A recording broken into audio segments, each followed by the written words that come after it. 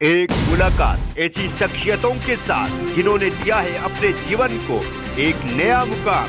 रूबरू कराएंगे ऐसी कुछ हस्तियों के साथ एक खास शख्सियत के साथ मुलाकात जयदेव पटेल के साथ नंबर 1 इंडिया न्यूज पर रात। नमस्कार दोस्तों, मैं जयदेव पटेल, आपका एक बार फिर स्वागत है एक खास शख्सियत के साथ मुलाकात प्रोग्राम में। आज हम बात करेंगे, भारत में बच्चों की वैक्सीनेशन का ट्रायल शुरू हो चुका है। Drug controller general of India ने भारत बायोटेक को अपनी कोवैक्सीन को 2 से 18 साल के बच्चों पर ट्रायल करने की परमिशन दे दी है, जो कि 2 महीनों के अंदर इसके नतीजे भी सामने आने की उम्मीद है।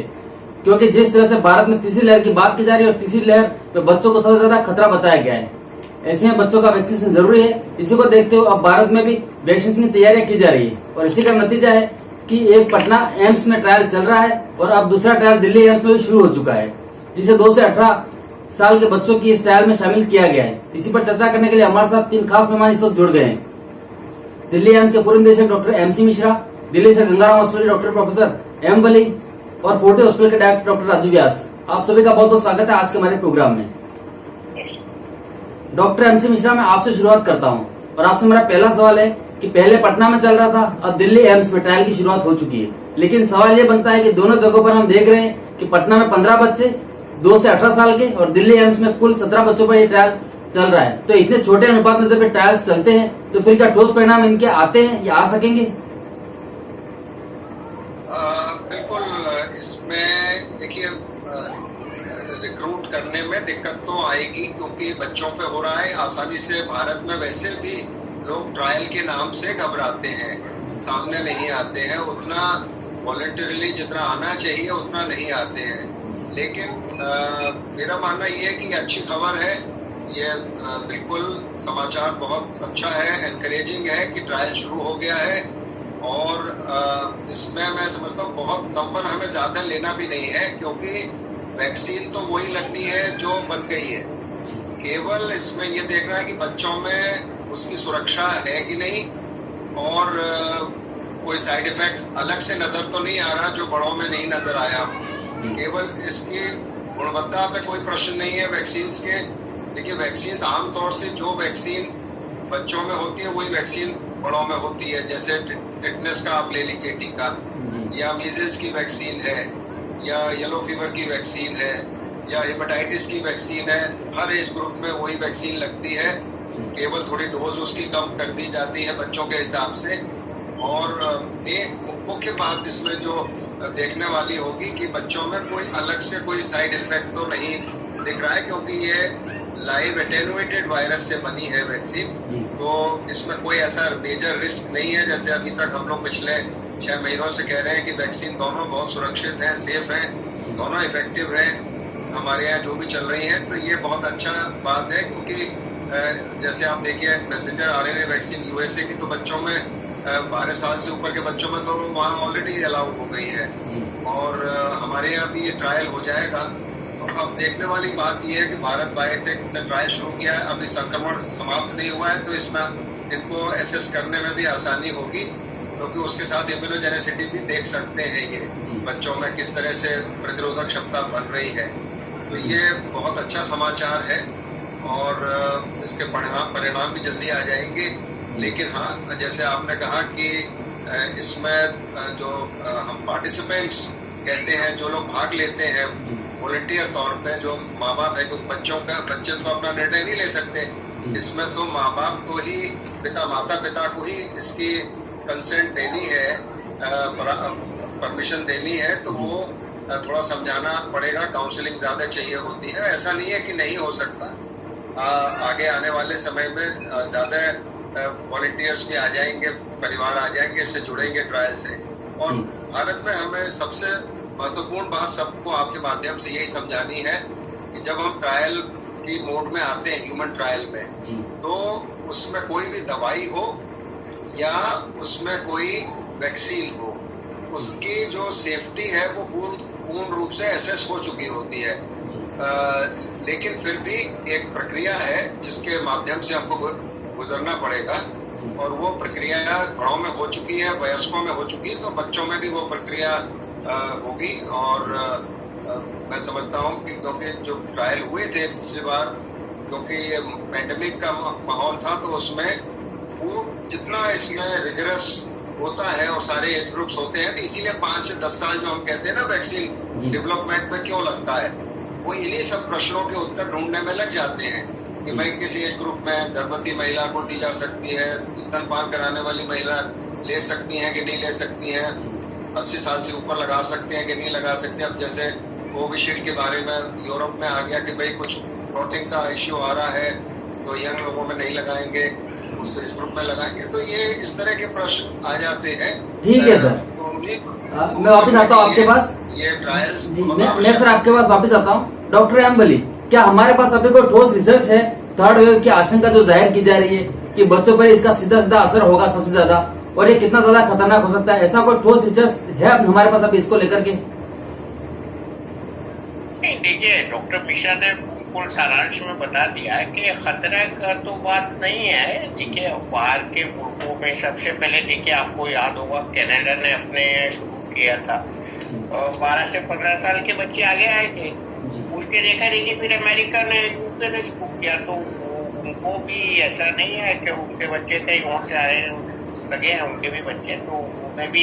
और कनाडा में जो सबसे पहला ट्रायल हुआ था शायद 2200 के ऊपर बच्चे थे, 2260 बच्चे थे, तो 2260 बच्चों में जो ट्रायल हुआ है, और अगर वही ट्रायल 22 बच्चों में होगा तो उसमें इकाई का सवाल नहीं लगेगा। सेफ्टी में तो ये लगेगा अगर एक भी एयरटोल रिएक्शन हुई है वहाँ 2260 बच्चों में, तो वो हमारे यहाँ भी उसको ज्ञान संज्ञान दिया जाएगा।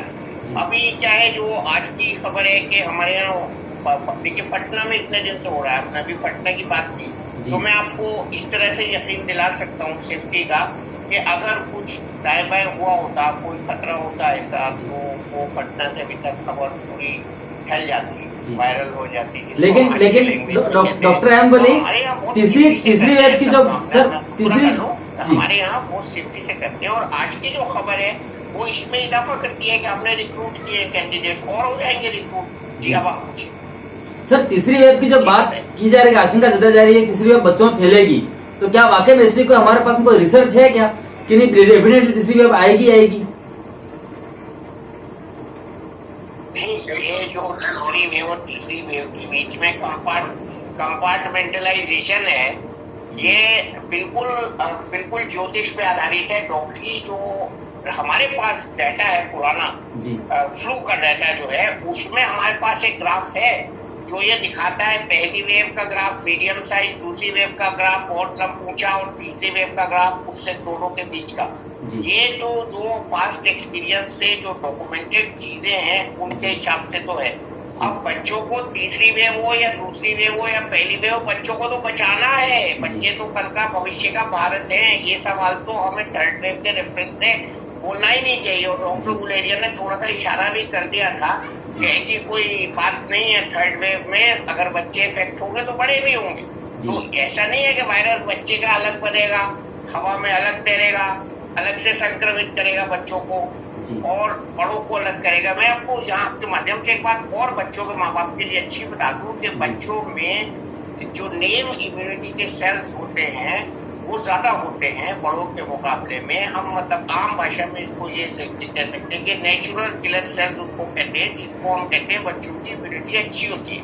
तो उसके हिसाब से बच्चों में हमको ऐसी कामना करनी चाहिए, भगवान के आशीर्वाद मांगना चाहिए, बच्चों के लिए दुआ करनी चाहिए कि उनमें संक्रमण न हो।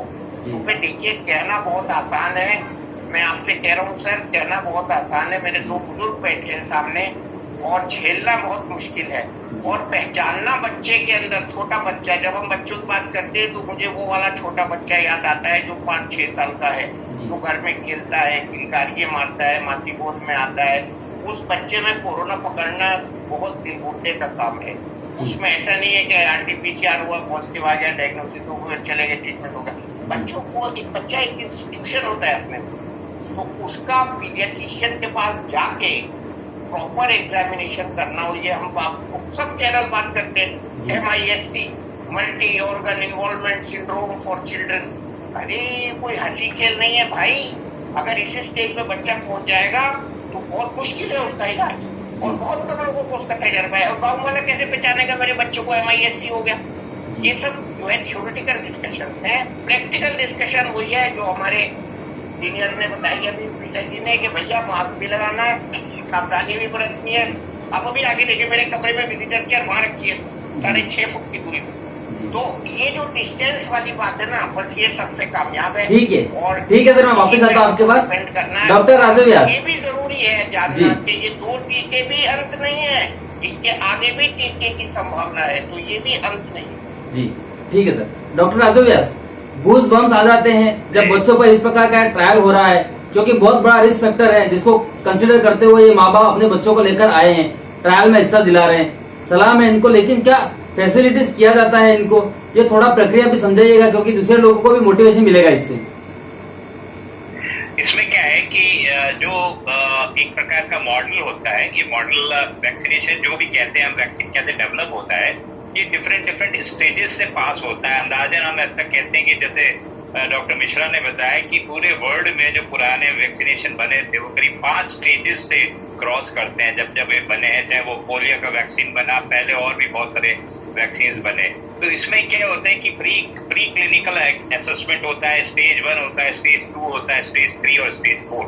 तो होता क्या है कि जो फर्स्ट स्टेज होती है, जिसमें कि अभी फर्स्ट स्टेज में जहाँ पे कि अभी एम्स पटना और एम्स दिल्ली में जो रिक्रूटमेंट हो रहा है, उसमें ये होता है क्योंकि हमने सेफ्टी ऑलरेडी एडल्ट में देखी हुई है। अब हमें इस बच्चों के कोवैक्सीन के यूटिलाइजेशन क्या है, इसकी जो स्क्रूटनी करनी है, सिर्फ 2 ही पॉइंट पे करनी है।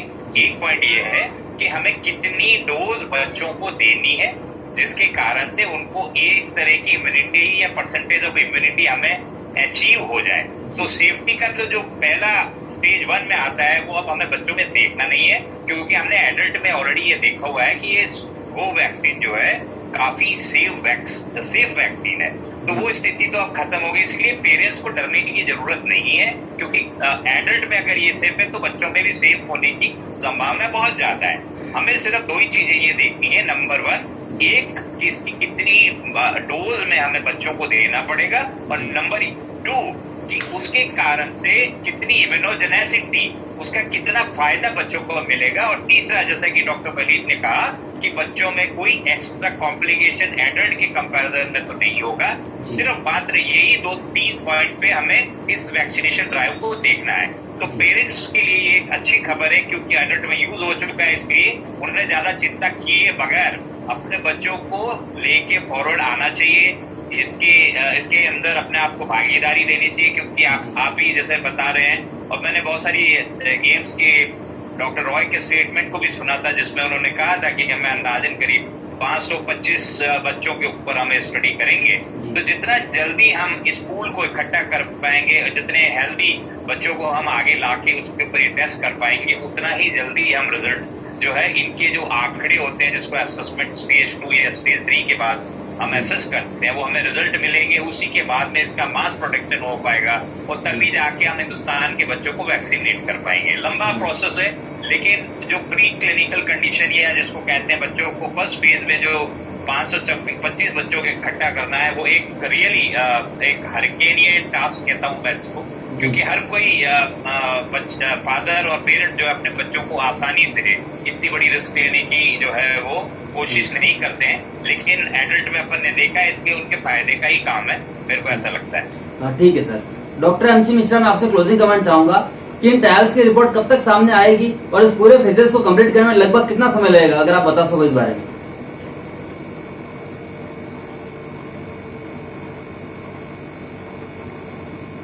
सर आपका म्यूट है, एक्चुअली आपकी आवाज नहीं आ रही है सर। जैसे आपने बताया कि 15-17 बच्चे अभी तक जो पेरेंट्स से तैयार हुए हैं, जितना शीघ्रता से माता पिता तैयार होते जाएंगे जी, उतना ही शीघ्रता से इस ट्रायल को कंक्लूड करने में मदद मिलेगी। और इसमें कोई रिस्क नहीं है, मेरे हिसाब से पूछिए तो 0 रिस्क है किसी भी तरह की कोई भी एडवर्स इवेंट की, चूंकि ये एक प्रक्रिया है, उसके थ्रू गुजरना पड़ेगा। जब बिफोर उससे पहले कि हम ये कहें कि साहब ये बच्चों में भी लगाई जा सकती है, ये प्रक्रिया है, सामान्य प्रक्रिया है। जैसे एक हमारे स्पुतनिक वैक्सीन का ब्रिज ट्रायल हुआ है यहाँ पे, वो हर उसका गुणवत्ता भी देखी गई, इम्यूनोजेनिसिटी भी देखी गई कि प्रतिरोधक क्षमता बनाता है, लेकिन भी एक हर देश का अपना नियम होता है। लेकिन अब देखिए कुछ वैक्सीन्स के संदर्भ में, जैसे फाइजर है, मॉडर्ना है, तो वो उसको भी रिलैक्स कर रहे हैं, उसमें भी ढील दी जा रही है। तो ये भी ये एक प्रक्रिया है जो पूर्ण होनी चाहिए, जिससे DCGI और जो हमारी लाइसेंसिंग एजेंसीज है वो इसको शामिल कर लें और इसकी इजाजत दे दी जाए कि हाँ बच्चों में भी इस्तेमाल हो सकती है और किसी को भी डरने की आवश्यकता नहीं है, क्योंकि वैक्सीन सेम होती है। जितनी भी वैक्सीन हैं संसार में वो सब बच्चों में, बड़ों में कोई भिन्न वैक्सीन नहीं होती अगर सेम बीमारी के लिए लग रही है तो। जैसे मैंने टेटनस का एग्जाम्पल दिया, दशकों से लगाई जा रही है ये वैक्सीन। हेपेटाइटिस 30-40 साल से लग रही है ये वैक्सीन। इसके अलावा मीजल्स है, मम्स है, रुबेला है और इसकी क्या नाम है, फ्लू की वैक्सीन है, सब में सेम है, कोई फर्क नहीं है। केवल इसमें ये देखेंगे कि जैसे हम लोगों को आधा ml देते हैं, क्या आधा ml ही देना पड़ेगा बच्चों में या उससे कम देना पड़ेगा, तो वो एसेस कर लिया होगा उन्होंने। इसलिए ठीक है सर, किसी भी माता जी थैंक यू, आवश्यकता okay sir, thank you so much sir. आपके इसमें आए और हिस्सा लें तो इसमें जल्दी नतीजा आ जाएगा। अगर देर लगेगी, देखिए हमारा कोवैक्सीन का फेज 3 ट्रायल क्यों लेट हुआ, क्योंकि उसमें उतने वॉलंटियर्स आखिर में, क्योंकि संक्रमण कम हो गया था। अभी तो संक्रमण भी ठीक ठाक गति में है, बहुत कम भी नहीं है, बहुत ज्यादा भी नहीं है, तो इस समय इसको एसेस करना आसान होगा। और लेकिन लोग आगे आए और इसमें कोई किसी प्रकार से भी डरने की आवश्यकता नहीं है, किसी बच्चे को कोई नुकसान नहीं होने वाला है। जी थैंक यू MC मिश्रा, आप सभी लोगों ने नंबर 1 इंडियंस के लिए समय निकाला, उसके लिए आपका बहुत बहुत धन्यवाद। Thank you.